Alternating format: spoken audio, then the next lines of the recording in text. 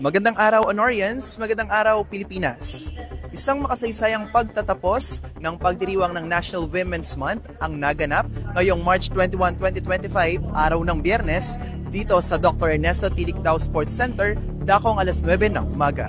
Sa pangunguna ng Gender and Development Focal Point System o GFPS, itinampok sa programang ito ang mga natatanging gawain at pagkilala sa kahusayan, kontribusyon at tagumpay ng kababaihan sa iba't ibang larangan.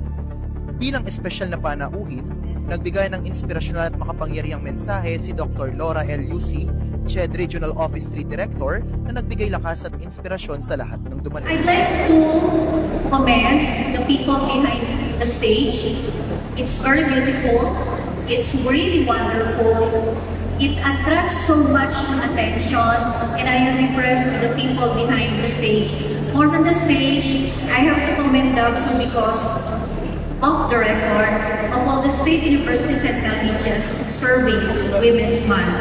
I have to admit, honestly, that you have the most colorful, most vibrant, most robust celebration of Women's Month. Sa pagtatapos ng isa na namang makasaysayang pagdiriwang ng National Women's Month sa DAVSU, nasaksihan ng matibay na pakikiisa ng iba't ibang kolehiyo at campus ng universidad upang lalo pang patatagin ang sama-samang advokasya ng mga Honorians para sa pagkakapantay-pantay at kapakanan ng mga kababaihan. Ang mga hakbang po na ito, katulad na lamang po sa ating academic unit, for example, ang ating curriculum integration.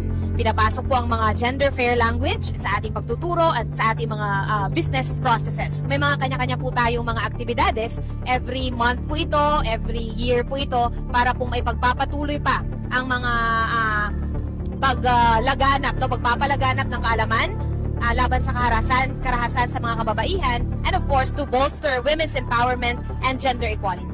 Unang-una, actually, thank you so much for congratulating our campus for the third time na nakasali kami sa final as finalists of this GAT Parangal. So this year, nasungkit na naman ng DAVSU Lubao Campus because of the initiative of everyone. No? It's not a show, sabi nga nila, it's the advocacy. So kumbaga, hindi po dito natatapos yung advocacy ng lahat, no, in empowering women and gender equality. Sabi nga nila, DAVSU Lubao is for gender equality and inclusive society. Sa pagtatanghal ng iba't ibang natatanging aktibidad, mas pinalalim natin ang pagpapahalaga sa mahalagang papel ng mga kababaihan sa ating lipunan. Magbigay pugay, magtulungan at ipagdiwang ang lakas ng kababaihan.